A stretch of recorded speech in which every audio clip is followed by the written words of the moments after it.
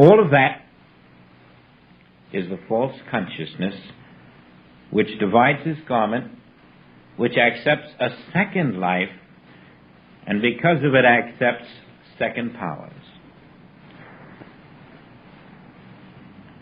We're pulling in all the loose fragments of our belief, and we're stepping out of the universal misconception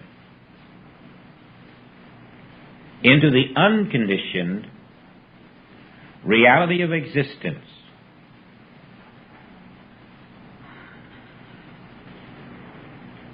After a while, it gets to be a great release.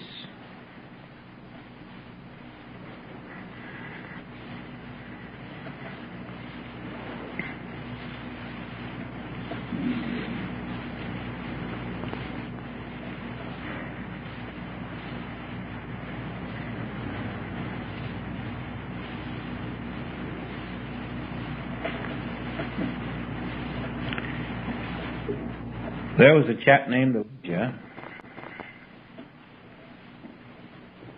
and when all of his world seemed dark, when he was out in the wilderness, having been expelled by his own Hebrew brothers,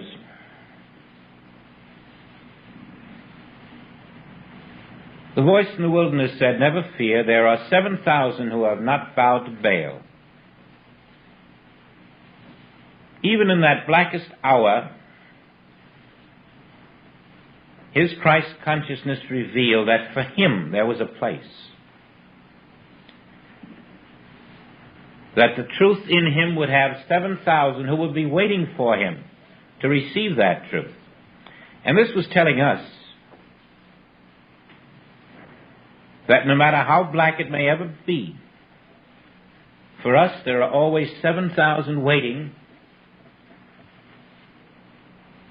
who have not bowed their knees to Baal, that the Father has always prepared a place where his will in us for perfection is being fulfilled. No matter what we may see or think out of a false consciousness, there is a place where you are in the perfect fulfillment of the Father's will. That is the meaning of the 7,000. It also came to Elisha, who was the only real developed student of Elijah. When the servant was wondering, what are we going to do? We're surrounded. Just like Hezekiah had said, they have only the arm of flesh. He quietly knew the truth. And knowing the truth, in order to make it visible to us, is recorded as a prayer in the book of Kings, in which he said to the Father, "Make the blind see." And then lo and behold, his Christ consciousness revealed itself to the servant as all of the atmosphere alive with warriors on horses. Why? Because Christ consciousness reveals that there is no need for us to walk through this world in fear, as we realize that Melchizedek is only a name, that it represents an activity in consciousness, that Christ is a name that represents an activity in consciousness,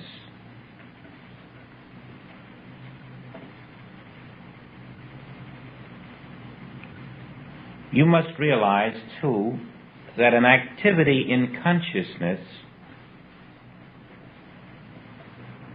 generated in you becomes the law of perfect being. This activity in consciousness is different than a thinking, rational, logical, intelligent human being.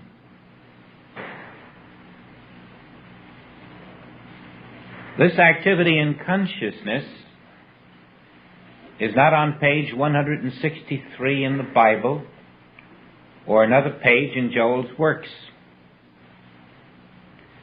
And you cannot substitute your reading for this activity.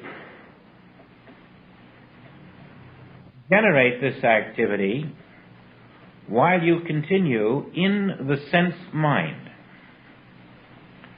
Now, this world that we're in is a world of thought. And unless you have made the carryover, you do not associate thought and sensation as being one and the same, which they are. You say it hurts, but that's a thought. It's also a sensation. In order for you to be aware of that sensation, you must have a connection between something that appears on your body or outside of your body and your brain. And that sensation becomes your thought, which you register as pain.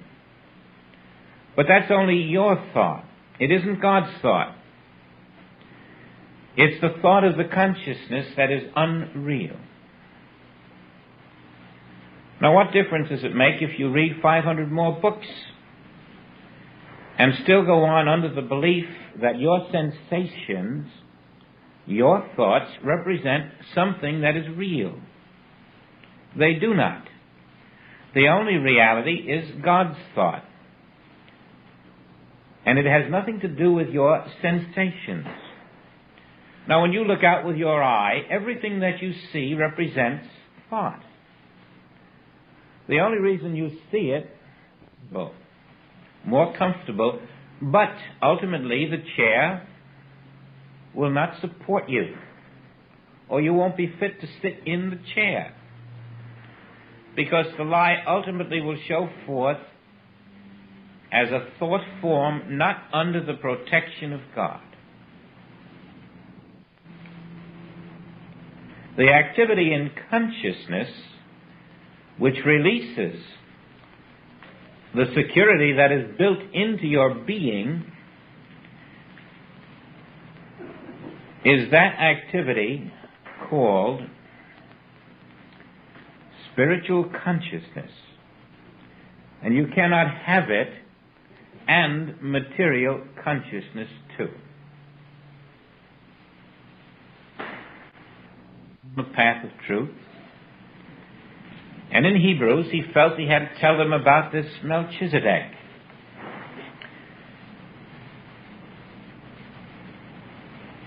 We have the advantage today of knowing what he was trying to tell them, which they didn't know. He was standing in front of his students and saying, I'd like to tell you that you've never been born, but I don't know how to say it. And so look at this fellow Melchizedek. And he was saying, there'll be some among you who will catch what I'm saying, and there will be some among you who will not.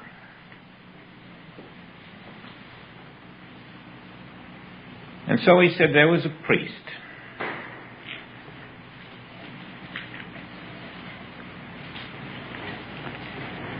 So also Christ glorified not himself to be made an high priest, but he that said unto him, Thou art my son, today have I begotten thee. Now this is a mistranslation of the word Jesus, and they translate it as Christ. It should read, So Jesus glorified not himself to be made an high priest, but he that said unto him, Thou art my son, today have I begotten thee. And he that said unto Jesus, Thou art my son, this is the voice of the Father speaking through the Christ. So Jesus now was aware that he was not a high priest, but that the Spirit of God in him was the high priest. That which said, Thou art my son, today have I begotten thee. That was the high priest. In other words, the high priest of your being is the Christ of you, just as that was the high priest of Jesus. Now follow this priest.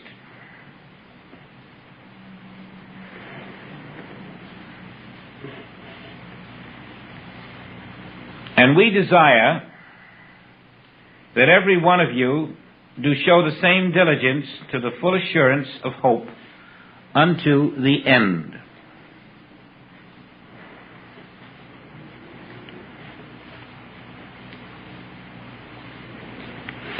For this Melchizedek, king of Salem, priest of the Most High God, who met Abraham, returning from the slaughter of the kings and blessed him, to whom also Abraham gave a tenth part of all, first being, by interpretation, king of righteousness, and after that also king of Salem, which is king of peace, without father, without mother, without descent, having neither beginning of days nor end of life, but made like unto the Son of God, abideth a priest continually.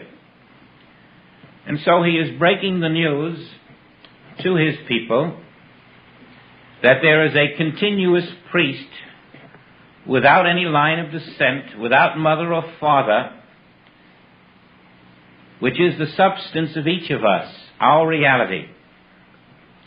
And he's using Melchizedek to explain that our reality is never born and never dies. Now consider how great this man was, unto whom even the patriarch Abraham gave the tenth of the spoils. In other words, Abraham had tithed outwardly as an acknowledgement of the inner Christ, which is never born and never dies. Abraham had become aware of the self, that is, the self of God individualized as the self of every person on the earth. And the token, the tithe, was the recognition of that one self individualized as you and me, which is here called Melchizedek, the high priest. Now he tells that the Hebrews had a priest named Levi,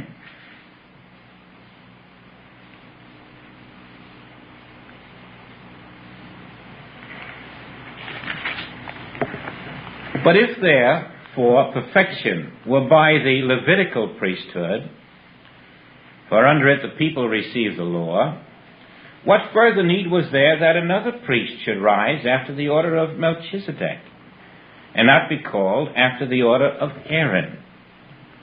For the priesthood being changed, there is made of necessity a change also of the law. And so he's revealing now that this was more than a priest, this Melchizedek. They had their priests. Why did they need a Melchizedek? There was now a change coming into consciousness. For he of whom these things are spoken pertaineth to another tribe, of which no man gave attendance at the altar. They were worshiping the externals, and there was no one to be aware of the inner Christ. At the altar there was no one worshiping the inner self. Melchizedek was the outer appearance of that inner self, just as Jesus became the outer appearance of the Christ.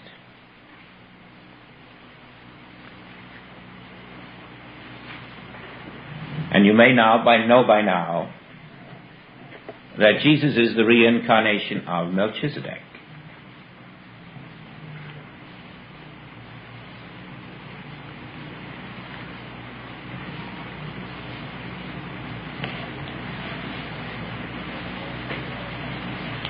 It is yet far more evident, for that after the similitude of Melchizedek there arises another priest, who is made not after the law of carnal commandment, but after the power of an endless life. After the power of an endless life. Now, never is there a law in God that is not universal. And this is the revelation that each man is made after the power of an endless life. It is a law that must be observed and accepted before it can manifest its power in you. Now, you will find it easier to accept the law of an endless life than you will to continue to accept the law of a life that can be terminated. You will find it much easier and much more pleasurable. And when you accept the law of an endless life, you must realize that every threat of destruction to that life is obviously a lie. It cannot succeed because we are all created of that one endless life. And so universal fear should hit your consciousness, which says, no, I am the church of God. I am the living church of God. My consciousness of the endless life, which is Christ, which appeared once as Melchizedek and another time as Jesus, but has always been the self of each individual. This is the endless life that I accept. This is the permanent, indestructible church of God in me. This is my kingdom within, my life. And as I accept that, I know what Paul meant. That mortality must be swallowed up in life. The concept of mortality is dissolved in the acceptance that I am that endless life. And all the fears that I have about my life are groundless, because the fears that I had were not about this endless life. The fears were about a life that is not this endless life, and there is no other. There is only this endless life. And every fear about another life is about a life that has no existence except in the thought, in the sensations of a sense mind.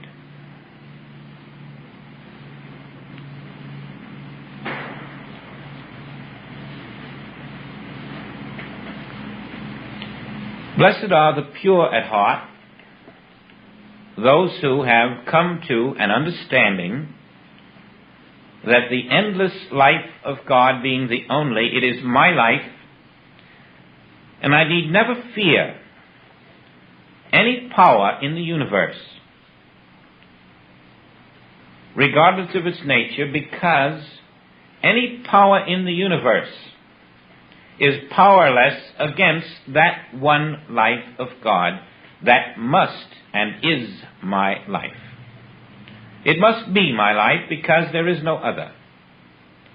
And Paul had caught this, but could not fully divulge in public, in print, that because you are the endless life, birth is an illusion as well as death. Beginning is an illusion as well as end. And it's no point to try to read it further in a book.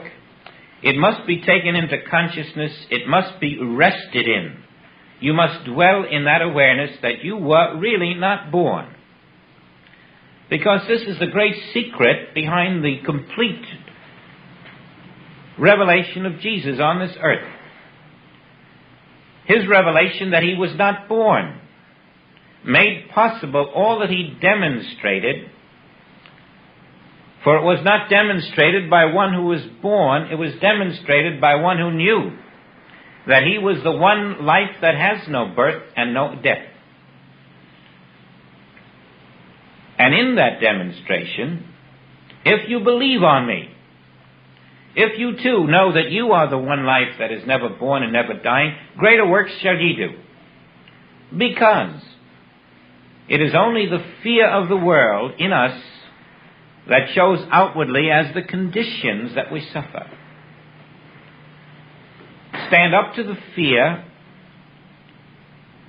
dissolve it by accepting truth in consciousness, and you will find the truth that you work with dissolves the false consciousness in which the fear exists. And you will walk free in the real freedom, in the real success, in the real life, finding that temple not made with hands. That temple, that physical structure which was not formed in the womb. That life which is independent of all forms in this world. That life which can look at a bomb and not see it or feel it or be touched by it. And as you, in consciousness, accept that life is made into your tangible experience, so that even your tangible experience is not subject to the physical powers of this world. So that even your tangible form cannot be encased in a tomb. This is why they walked out of this world with their bodies. They had discovered the secret that I am the endless life, and had then gone right into consciousness with that truth, and wrestled there with it until they had it and made it their own. No, I have not been born. I have not grown up. Before Abraham was, I am. I am the temple, not made with hands. Eternal in the heavens. The beginning and the end. And this I is the emanation, the essence, the law, the activity, the life, the being, the one.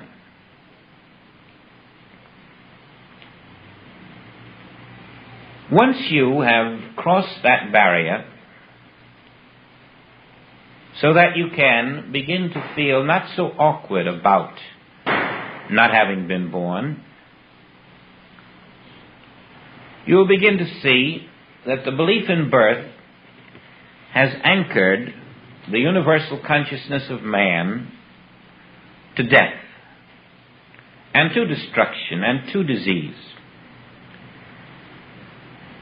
That we have tried to bring comfort and peace to a false, limited lifespan.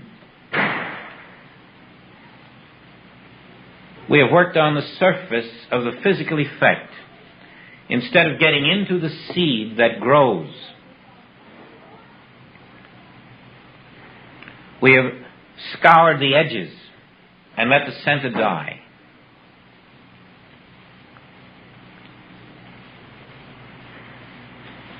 At first, the shock hits the conditioned mind, but as the conditioned mind slowly dissolves,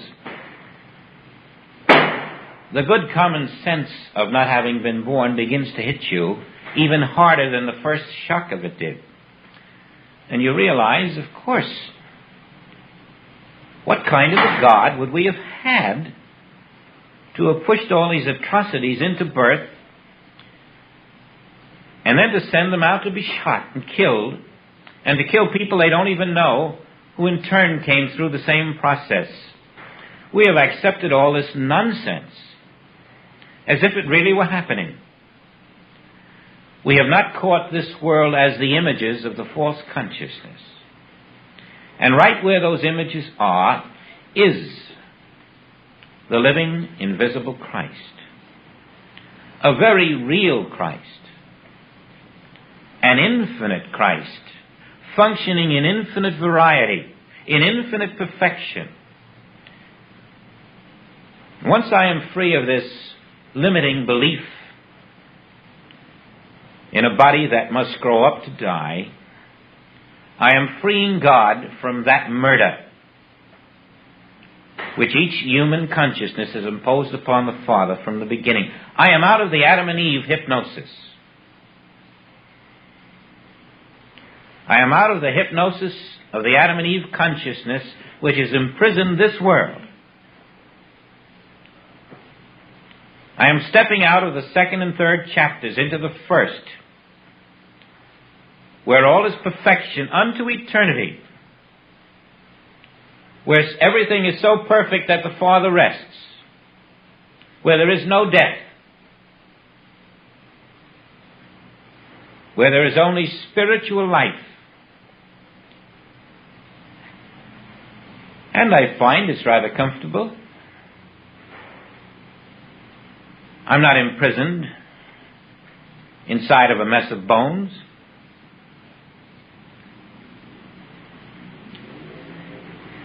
The infinity of the Father can never be finite.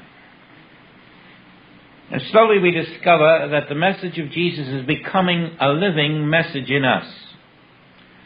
We are learning about walking on water. We are learning that there is a self that is not bound down by the material laws. We are learning that all material laws are simply the false beliefs of the human consciousness. We are breaking the fetters. We are rising out of the tomb, which says we are born, we live, and we die. We are coming to the higher dimension of reality, where the conditioned mind wields no power, into the unconditioned realm of truth. For God is ever unconditioned, and God is all. We are in our unconditioned universe, slowly beginning to be aware that that is all there can ever be. A universe without degrees, without conditions, without ups and downs, without good and bad. We are dropping these concepts. And we are finding the people we worry about were never born. They were always the pure consciousness of God. And through a limited world consciousness, a limited human consciousness, they pictured forth as a limited form to be born, to die. No reality in truth. We begin to see that this world now is a fraction showing forth as a promise of the full wholeness that is ever present. And we hear the words, "What did hinder thee? Wilt thou be made whole? Open thine eyes, awake thou that sleepest. You are made of that life which is without end, that substance which is without any degree of imperfection. And as you witness it, you are the one who is a majority with God." Now, we said originally that this year would be the year in which we come into the understanding of how to take dominion over form, over matter, and over mind. That dominion is already in your Christ self. And as you lay down these tissues of thought and become the transparency through which the Christ mind does function, that dominion expresses itself. The second mind removed, the only mind, shows forth it does already have dominion over everything on land, sea, and air. The dominion is completed, waiting to be expressed by anyone who wishes to step out of the false, rejecting it, accepting only the true. And instead of doing it through fractions, through pieces, we have now come to that place where we can look at ourselves and say, if this was born and is me, then there's really no hope for the world. Because whatever will be born will always die and always suffer in between. And the complete message of the Christ of never having been born being the true original substance of God, never having been changed from that, that will have been lost again for who knows how many thousands of years. But it isn't going to be lost, because it is firmly planted now in quite a number of us, in various parts of the world. Those who know that Christ on earth in me is the reality of God expressing. And that church of God, that is the original church of God, which does not divide itself into sects or fractions or colors or nations, but is the one self expressing everywhere now. And to that we bear witness. That is the truth we have come to earth individually to bear witness to. And as we do it, we glorify the Father in us. You can't do any more, and you can't really do any less. It is the will of the Father that you bear witness to the Christ in yourself and your neighbor as the endless life of God on earth as it is in heaven. We can do this. We can do it every day of our lives until it does it through us as we step aside and let it live itself without a second mind playing traffic cop.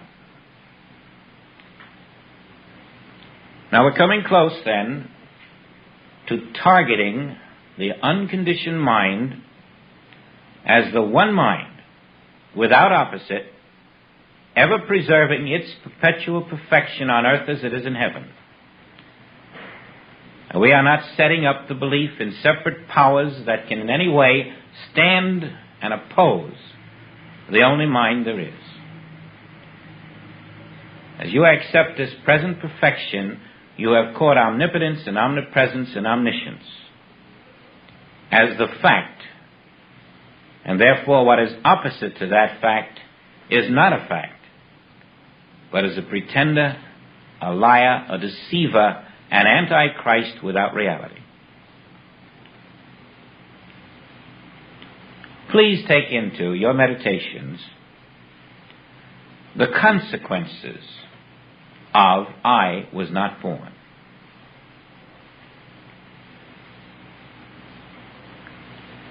To each of us it will come in a different way.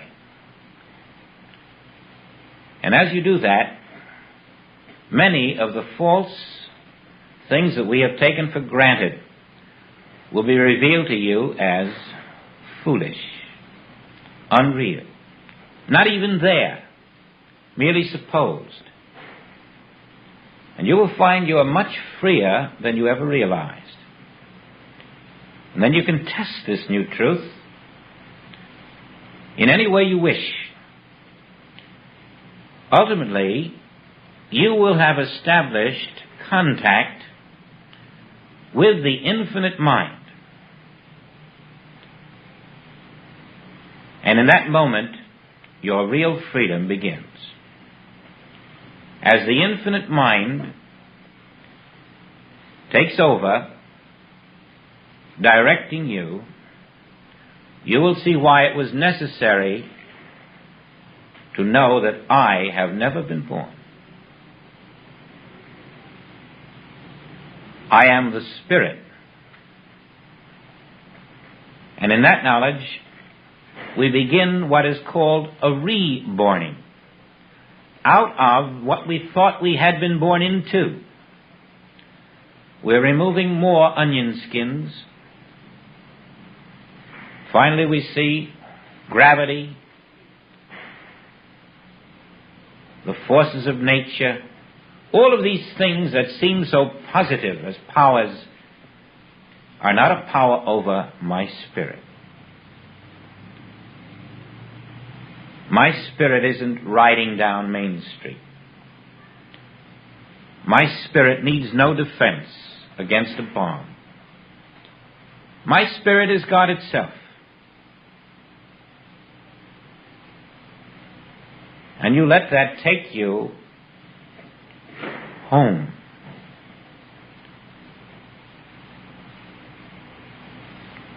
My spirit and the Father's Spirit are one and the same. My endless life and the Father's life are one life. Whom and what shall I fear? Ever. And then come out of the positive side of that with the action that follows the knowledge of truth. Don't stop with just the knowing it. If you stop with the knowing of it, you still haven't got it. Because truth is action. Truth will live itself. And unless you find the action taking place, you haven't found the truth. First the truth and then the activity of truth are automatic. And when you feel the activity of truth, the action of truth, you'll know you've got truth. And everything else will step aside. For truth is never opposed. Never opposed, because there is nothing else that can oppose it. Only truth exists. It is the form which can never be touched by the material world.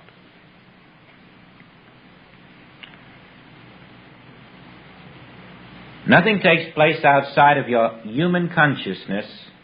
It only takes place in it and seems to be outside.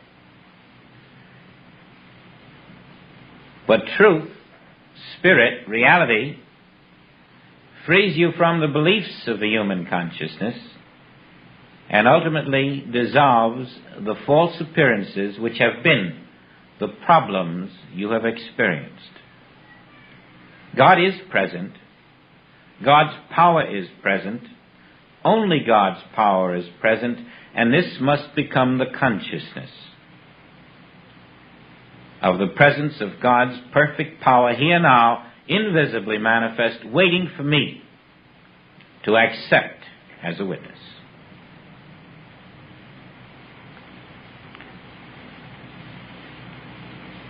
I don't know what a rose is about yet, but that's next week's chapter. And I presume it will give us an opportunity to go beyond into a deeper realization of the unconditioned mind. I'm very happy about the fact that Chinese New Year wasn't quite an interference, although I thought at first that we were going to have a real test of the unconditioned mind. It didn't test us. So thank you again. Thanks very much. Thank you.